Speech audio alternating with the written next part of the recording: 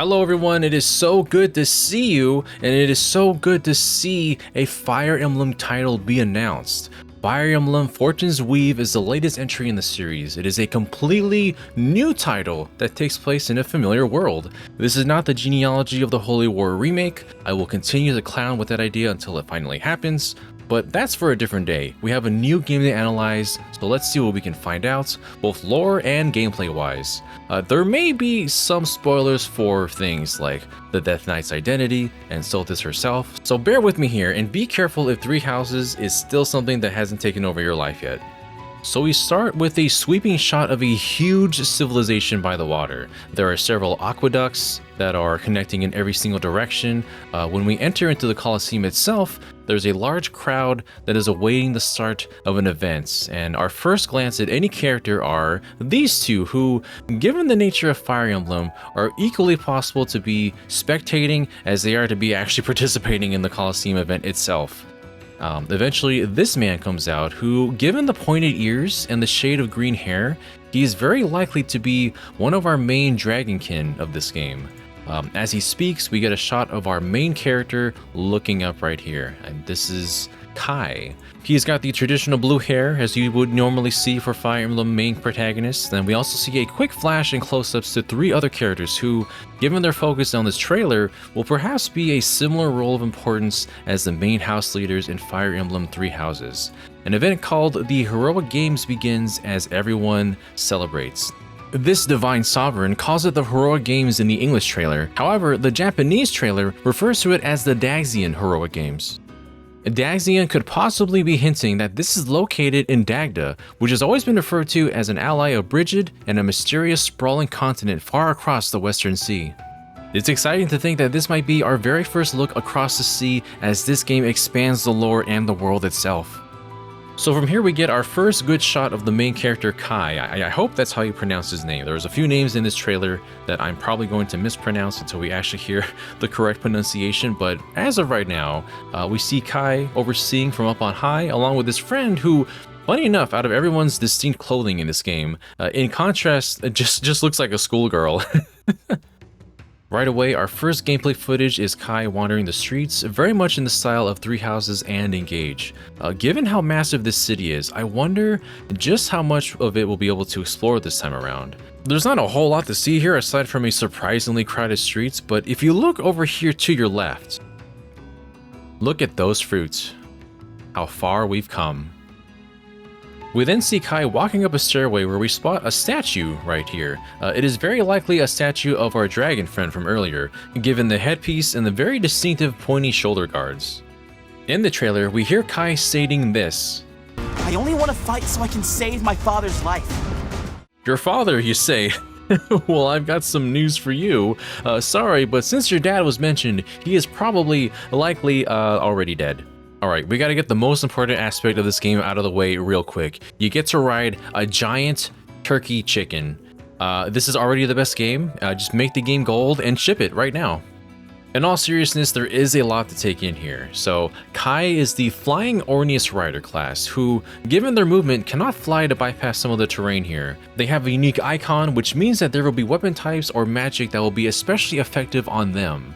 You can quickly, at a glance, see a unit's HP, hit percentage before calculating enemy values, plus their physical and magical defense. The avoid percentage down below is at 0 since we're on plain ground. That number will go up if you position yourself in terrain like forest, for example, giving you a boost in dodging attacks. This ring right here, as we learn later, is known as Blaze, and there's no real indication yet as to why there's two colors or what other practical uses there are for it as of right now. And before we go too far ahead, I need to talk about and look at these units. So we get a pretty clear shot of everyone's portrait from here. From the top and going around, we have Dietrich, who I believe is how you say his name as well. Dietrich, we will definitely talk about more of his class, skills, and other information soon, so let's move on from him for just a moment. We have a orange-haired archer class.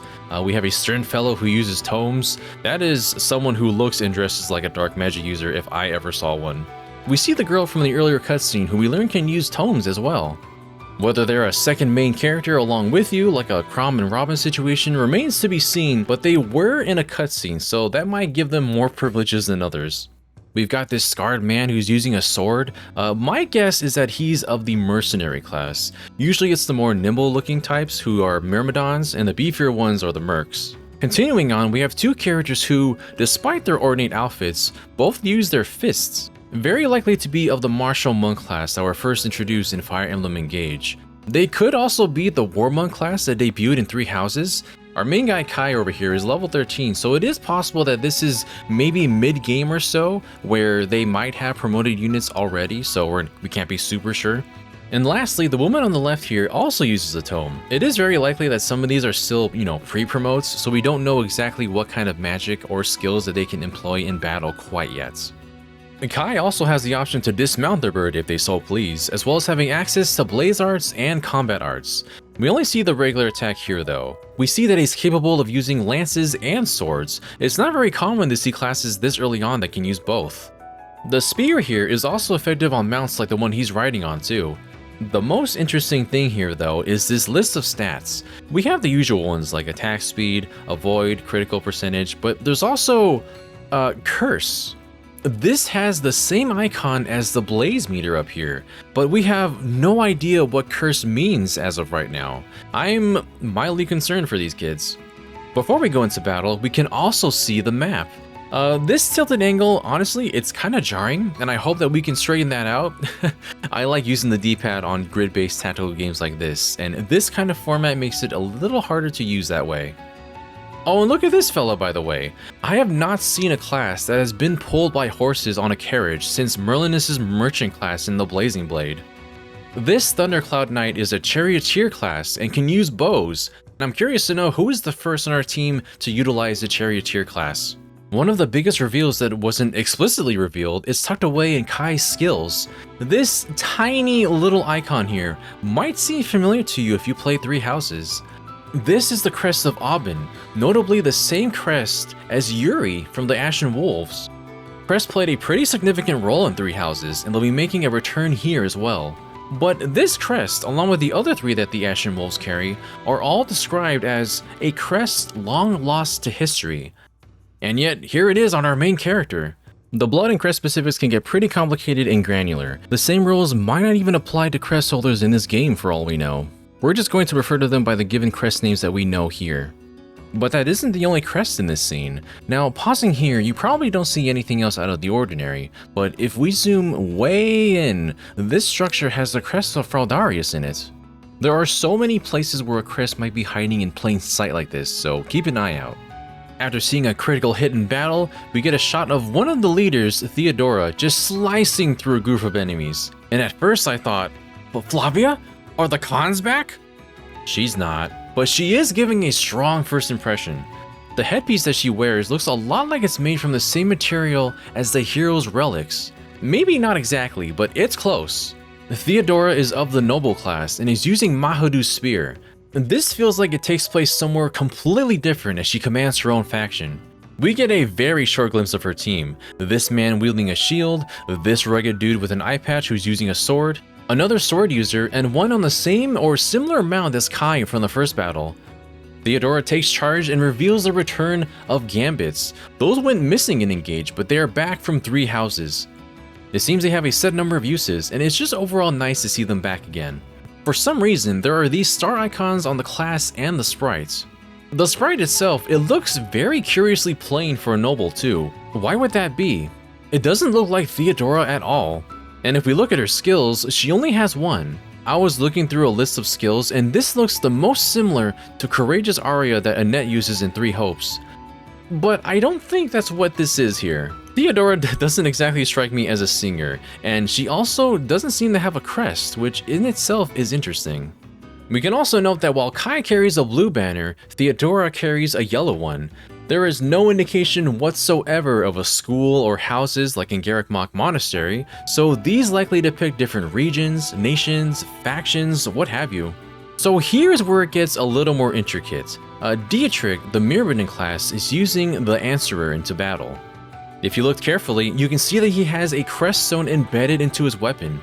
In 3 houses, these crest stones are the hearts of dragons which give these weapons their power, and they cannot be used unless the wielder has the appropriate crest.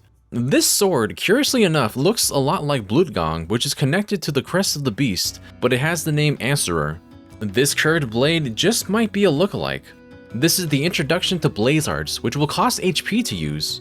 In this case, using Moving Shadow means you can warp 3 spaces past terrain and attack. Blaze is a new and a really mysterious mechanic. By using this skill, you gain 1 blaze and the icon next to the character's level will fill in a single tick. There might be a unique push and pull risk versus reward mechanic where the more HP you spend, the more blaze that you earn. What these do when maxed out, I'm not sure yet. We only have so many text boxes to go off of here. The item description, for example, flat out says that this weapon is a hero's relic and also allows for the use of the bloodletting combat arts. It is worth noting that the Blut in Blutgang is German for blood, so these relics might still be related somehow. Or they might not, because after taking another real close look at this blade, we discovered that it has the same crest stone design as the Raphael gem, which, wouldn't you know it, both bear the crest of Lamine. So what's going on here? We also see the return of the ever-popular Levin sword and a new weapon, Felisa, which looks to be strong against, I believe, armored enemies. Dietrich also has the access to storage, which means he is very much the leader of this faction, as the lords and main characters are usually the only ones that have access to the convoy and all the items stored within. We can see his skills before battle, one being crit plus 5, which is common for Mirrodin classes, and the green one, likely a lord skill maybe? Might be one that boosts nearby allies' stats. As mentioned earlier, it looks like he has the crest of Lamine. And now that I look at this man, he reminds me of certain characters, and no, I'm not going to say Alucard. The resemblance is uncanny though. But what I really mean is that in 3 houses there are those that he has the same crest and very similar hair and eye colors to. And this right here, along with the lost crest that Kai holds, is another clue that perhaps this game is a prequel. He's very likely to be the ancestor or in some way related to Mercedes and Yuritsa. We see him activate the ability Murderous Intent, which happens to be the personal skill of the Death Knight, who, here be a spoiler, if you didn't know by now, is Yuritsa. So the game is basically letting us have a maskless infantry Death Knight and be one of the main characters so far. He really seems to just be doing his own thing, and I love that. He's probably one of my favorite characters thus far. We can also very briefly see more characters like this teal-haired woman with a lance, and this man, likely a warrior class, with an axe. But also, we spotted this fellow who was seen on Theodora's team, and this gloomy guy who was seen on Kai's team. So, like, who is aligned with who? All the scenarios and maps that they've shown off thus far seem to have a different leader. If Kai is the main character, where the heck is he during these battles? I need to know more about these team compositions. Also worth noting is the tiny rain icon over here. The rain might actually affect the movement of characters. We haven't really seen rain slow characters down very much since, what, Fire Emblem the Blazing Blade? I distinctly remember chapters with rain or snow that slowed down the pace considerably for some turns. Will that return? As of right now, we cannot tell because Dietrich warps instead of showing his movement range. But this movement option would be very useful if the rain really does slow your regular distance on foot. We then get the introduction to Lita, the Hunter class, and can summon the very beast we fought in 3 houses using her HP, but only once per map. By this square, we can see that this would also take up more spaces than your typical units would. We don't get to see much of her skills like with Dietrich, so we're left to speculate about her a little bit more. I do wonder if this beast summoning means that she is in some way related to Happy, who would summon beasts by sighing. This would probably mean that she also bears the crest of Timotheus, but we cannot be sure quite yet. I have no idea what these songs can do, but they all seem to require energy from this meter to use. Maybe Madness causes the Berserk status on enemies, making them hit their own allies. Song of Ice Water might let you manipulate the terrain the way Corrin could when engaged to her and allowed you to use Dragon Veins. I think you have just as good of a guess for the others as I would. These all require Purple Blaze, but the meter shows only the orange. What could be the difference between the two when we've seen some meters be half and half? When in battle and on the map, we can see again that Lita has a star on her icons and class name. This could be as simple as denoting unique classes, since Dietrich and Kai do not have one and they seem to be more generic classes. There's also this wall in the field that looks impassable. The way it stretches all the way across leads me to believe it's for story reasons. Lita is accompanied by someone of the warrior class beside her, as she stands in forest terrain that boosts her avoid percentage and defense. In the top corner, we can see Kai and his friend as well, who we still don't know the name of. As I was studying the layout, I also spotted a character who looks a lot like Constance here. Unfortunately, her portrait only shows with this overlay, but she does look remarkably close to her. Makes sense if Leda is in some way related to Happy as well. The Ashen Wolves are making a comeback here. Kai can be seen using some kind of ability from the palm of his hand.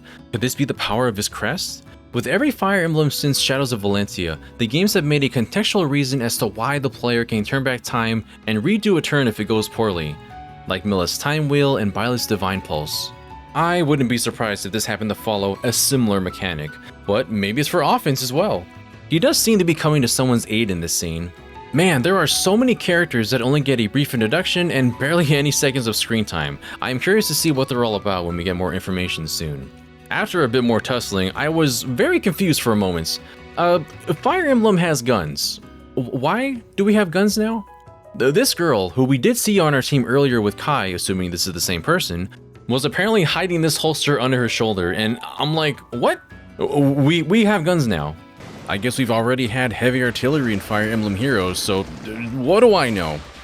I keep trying to freeze frame a shot where it doesn't just look like a real metal gun. It's got some electric powers too, so maybe it's also a taser.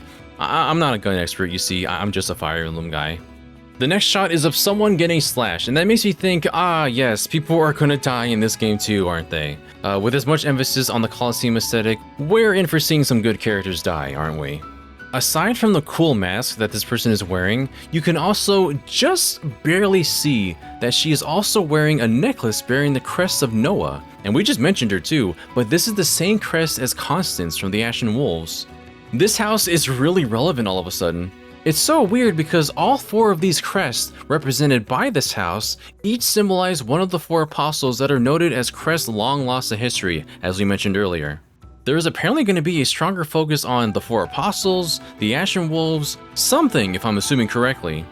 We see Leda in combat with another character, and she does in fact use a sword. We didn't see that earlier. This shot right here is the second clue that keyed me to three houses after noticing the hero's relic. This looks a lot like the stairway that leads to Sothis' throne, but just not green. We cannot quite see who is at the top, just that they have a muscular build, uses lances, and wears some kind of headgear or mask. We're also not quite sure yet who is at the bottom approaching them, but it could be Theodora just without the headgear. I gotta say, this shot of Theodora has big Edelgard vibes. I wonder how many other people got those kind of vibes from her. As we get some more shots of the main characters, we hear from a ruler called the Divine Sovereign, who promises to grant the wish of whoever wins the heroic games. It is all just so interesting when I think about the intro to Three Houses as well. This takes place in the distant past, and we see Nemesis and his army battling. The attire that he wears, the attire that his whole army wears, is very similar to the style of clothing that we see all over this game. And Seros herself, I always thought, looked as though she was in a different design aesthetic than everybody else. Obviously, in Three Houses, she is revered as a goddess, but it goes beyond just that. Instead of looking like a Fire Emblem soldier or a mage, she looks more akin to that of a gladiator. Given that Fortune's Weave has a clear, heavy Roman inspiration, we might see a lot more pieces line up as we go along. After the title drop, we hear a very familiar voice. The years were long, weren't they? Have you forgotten me so soon? The iconic shot of the very same throne that Sothis sits upon, but now she doesn't have the appearance of a child. She now looks like an adult, further solidifying that this takes place in the same universe as Three Houses, if there was ever any doubt still. But of course, they're not going to reveal any times, years, or specific locations quite yet.